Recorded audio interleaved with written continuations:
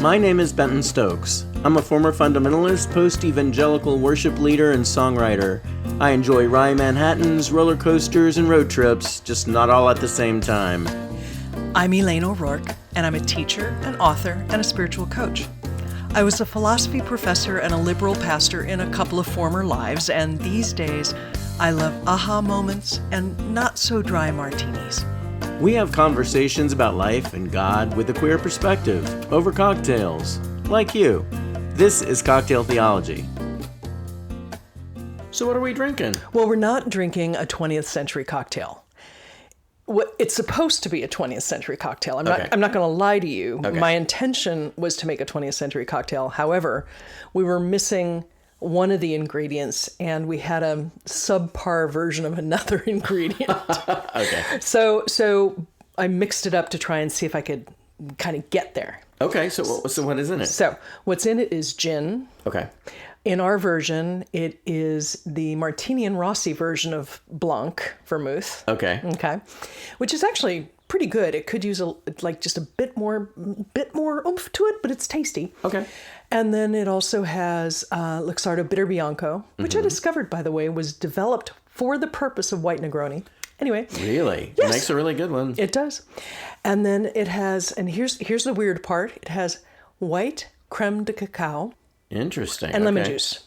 And lemon juice. Yes. Okay. All right, so we'll see. All right. I haven't tried it. Okay. I think the balance is off, but I think it could be a good cocktail. Interesting. Like with a better creme de cacao than the one we have. Yeah, this is yummy. It could be really good. But I think you're right. The balance maybe off just a touch. Yeah, the balance is off a bit. Well, it's not a 20th century cocktail, apparently. I don't know what century it is. It isn't 21st. Maybe it is the decline and fall of the American Empire cocktail. No, that can't be it either. But it does lead me into what I wanted to talk with you about today. Okay, what are we talking about? So I am probably 97% convinced that the reason that we are in the position we are in as a nation, as a 21st century people in general, in the West, can't speak for anywhere else, is that we have lost our sense of wonder. Let me say more. Okay. I think we are grabbing hold of bright and shiny and short attention span and power mongers because we've experienced the world as purely and completely now. That is interesting. And not only just now, but here. We don't, for example, as a rule, think about our water delivery system and be sort of amazed that that could happen. Yeah. Because it's amazing that water gets to our faucets. It right? is. Mm-hmm. And you think about the fact that the Romans invented the aqueduct, the Romans invented the technology, and that's awe-inspiring. It is.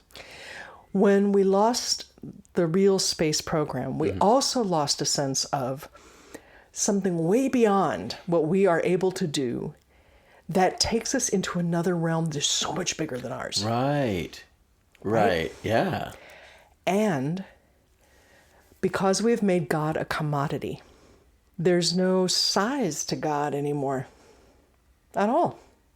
Even if one believes in a God, there is no reason to believe that there is anything beyond my relationship with God right now.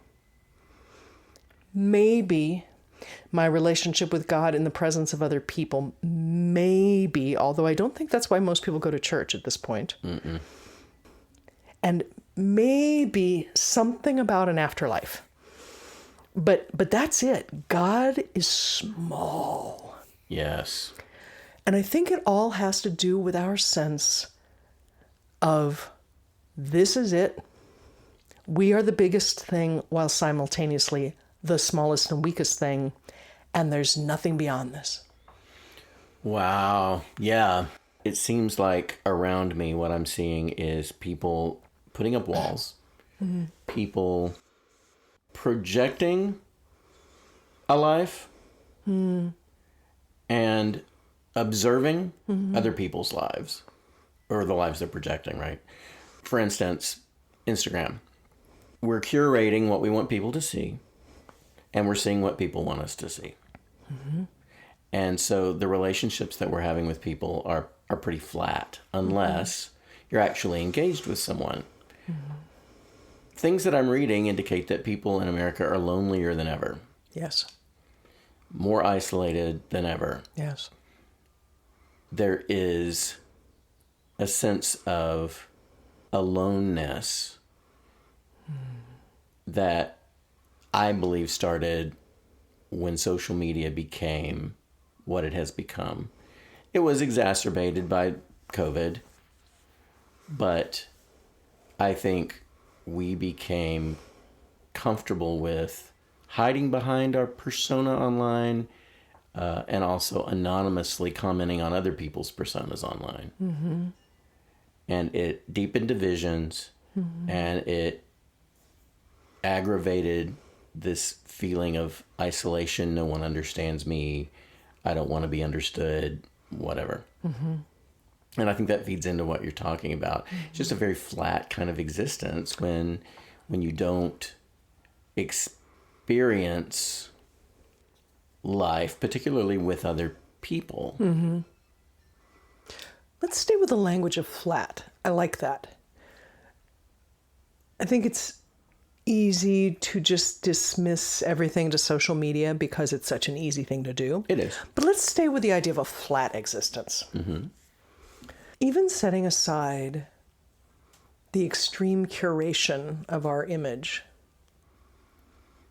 and the distortion of what life is because of the way we use images, I think that flatness is a really good language. So let me play with this, see if this is going the same place. So I'm not the first to notice that when people are out in public doing something, they will be filming it instead of watching it. Yeah, experiencing it through their phone. Correct. Yeah. Now, it would be one thing to be experiencing it through your phone without videoing it. Okay? So, for example, one might think that one could, say, zoom in and get closer, be able to see better. Oh, yeah. Okay? So I can imagine that. But if you think about the idea that one is engaged with the recording, with the memorializing of something, rather than the thing itself. Yes. The presentation of the thing to others. Right. Rather than the thing itself. Yeah. And my guess is that most of us who take videos of things never look at them again. Yeah, I think you're right. Right? So there's something about wanting to grab hold of the experience instead of engaging in the experience. Yeah. And the problem with that is, and you can ask any professional photographer this, the more you do that, the more engaged you are with the thing and the representation of the thing than the experience of the thing. Wow. Yeah, right? Of course. That makes a lot of sense. Right? So I think that flat idea is a really good way to think about it.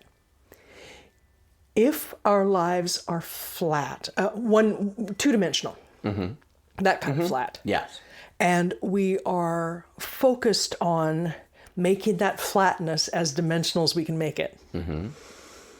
We're still left with variations in weaving rather than multidimensional experience. Wow. Yeah. Okay? Then part of that multidimensionalism stuff we lose is the stuff that is so much bigger and so much less understandable than we are. Right. Mystery goes away. Right. There is no mystery. No mystery at all. And we're so uncomfortable with it now. Yeah. Let me give you another example of what I'm thinking about. Let me see if we can kind of keep wrapping this around, because I'm not exactly sure what it's about, but there's something in this. I was in a class today. It was a good class. and someone mentioned a book that they really liked, and it was called Designing Your Life. And I haven't read the book. It could be a phenomenal book. No, nothing about the book. But the language of designing your life suggests that you are outside your life. Yeah. Right? Yes, it does. You're standing back and drawing a picture of the life you want. Now, there's some good exercise in doing that. But if that is the way we approach the world, we are always outside of it. And all of it ends with the back of us. Wow, yeah. Right? Uh-huh. Then something like God or eternity or the water system or whatever it is that is just, if you actually stop to think about it, just boggles your mind and expands your heart and your lungs, goes away. Yeah. Because it isn't part of that design you made, right? Right. It isn't part of that image that you're setting forward. It isn't part of the way you relate to others or to yourself. Right. Yeah, because you're actually leaving no room for mystery, but you're also leaving no room for accidentally stumbling into something wonderful. You're not leaving room for good. serendipity. Right. You know, it's like when you so carefully curate your vacation that you don't experience Spain because you hit the high points, you hit the things you wanted to hit, and you knew what you were going to hit before you got there. Yes. So the experience was not unanticipated. It Yes. wasn't unexpected. Instead of leaving time to stumble into a cafe or a bar that was charming, and you might have had a conversation with somebody, or you might have stumbled into a church service, or you know, it does. You don't leave room for wonder. Yes. The unexpected stuff. I mean, so many of the memories I have from vacations, trips you and I have taken, trips I've taken before, that are those things that we didn't plan on. Right. They just sort of happened. Right. And we happened to be there when they happened. Yes. You know? And I think that's part of what you're talking about. We're not leaving room by so carefully designing or curating Yes. what our lives are, or what we project our lives to be. Yes. We aren't leaving room for anything new or exciting or different or unexpected or mysterious. Uncontrollable. Yes, uncontrollable. God is ultimately uncontrollable. And when we are trying to control the image in front of us and the image that we are portraying, all we're saying is, I need control. Yeah. And anything that is uncontrollable, it's unacceptable. Yeah. It makes for a very small, flat life. It does. So then, somebody like our current president, a bigger than life, putting that in big scare quotes, a bigger than life, brash, shiny, gross person who makes you feel things, who is uncontrollable, Yes. assumes this presence that feels extremely important. Yeah. And not just in the, this person has an effect, but in the, this is a thing. This matters. Yeah. And I wonder if we still, or if we had, imagine that we never had, that's fine. If we had an image of God and the universe as being so much bigger and so uncontrollable in the best possible way. Yeah. If it wouldn't bring the demagogues down to size. Yeah. So I think this season I may be somewhat on a crusade to rediscover wonder. I like that. I don't know what that will look like, and I don't know what it'll look like for our listeners, but I feel like if we even have an inkling that there's something bigger than we are, we need to really work at making it even bigger. Yeah. Even bigger. Even bigger. A focal point of much of our conversation, even just here in the house, has been about how Christians respond to Trump, whether it's repulsed by him or enamored of him or whatever. But you'd be hard-pressed, I think, to find someone who is serious about following Jesus who doesn't have an opinion about what's going on in the country right now. I think that one of the reasons maybe, why so many Christians, evangelical Christians in particular, are enamored of Trump is because our churches have not done a good job of instilling a sense of wonder of who God is. Instead, they've distilled God down to someone who can be controlled and manipulated. Or explained. Even at the best. Simply explained. Explained, right. Right. Because again, mystery is something that we aren't comfortable with. At all. And so many Christians believe that you have to know that you know that you know. So that sense of certainty is actually at odds with faith all the time. 100%. Because it doesn't actually require faith to follow a God who you already understand and you've already got figured out, right? And that's because we design God just like we design our life or whatever it is. We design who God is. And then our version of God is the God that everybody else should follow and get in line with, right? That's why the wonder piece is so important. If we lose that, then we lose the essence of who God really is. And that is someone who's uncontrollable and unexplainable. So here's a question that we may want to explore more at another time. Think of the scariest God, and I'm talking big, eternal, etc. The scariest God you can imagine. What would be the character of that God? Capricious. Okay. Inconsistent. Okay. Jealous. Okay. Petty. Okay. A bully. Okay. Yeah, I can see that. I think that's a really good description. I was also playing with the idea that maybe for me, having God be somebody who isn't really that big is my scary version of a God. Okay. Because if I can figure God out and put God in a box and take a picture of God and look at it whenever I want, that's not God for me. No. I mean, there's something about the connection between unimaginable expansiveness and uncontainable in the best possible way. Right. That to me is part of the essence of God. And if that's not who God is, and I can't I can't deeply grip in my gut that God is like that, there is 0 point in having a God. I might as well have a bully president. Exactly, yeah.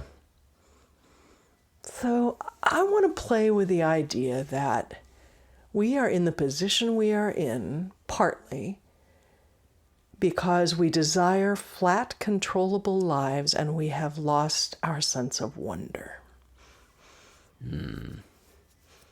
I have no idea what that's going to look like. But it really struck me. I think that is something important to talk about. Listeners, what do you think? We love hearing from you. If you have thoughts on this, and I'll bet you do, we'd love to hear them. Cocktailtheology.com is where we are. We are looking for those questions that are nagging at you, observations that you're making on how things are right now. Share those with us. We would love to hear from you. Cocktailtheology.com. And actually, if I can add one thing. Please. I want to know when you gasp with surprise and joy, because there's something of wonder in that. I love that. So if you've got those examples, if you catch yourself doing that, I want to hear about it. Reach out. Till next time. Bye. Funny how the view can change, how life just seems to rearrange itself, no matter what it was. I don't know how it goes, but look, moving on feels pretty good. Moving on feels pretty good. If you enjoyed this episode, please give us a like and hit subscribe wherever you're listening right now. We welcome your comments, questions, and ideas for conversations and for cocktails. Please get in touch with us at our website, cocktailtheology.com. Cocktail Theology is a production of SFS. Our theme song is Moving On Feels Pretty Good, recorded by yours truly, Benton Stokes. You can find my music wherever you stream your favorite artists. Join us next Thursday for another new episode.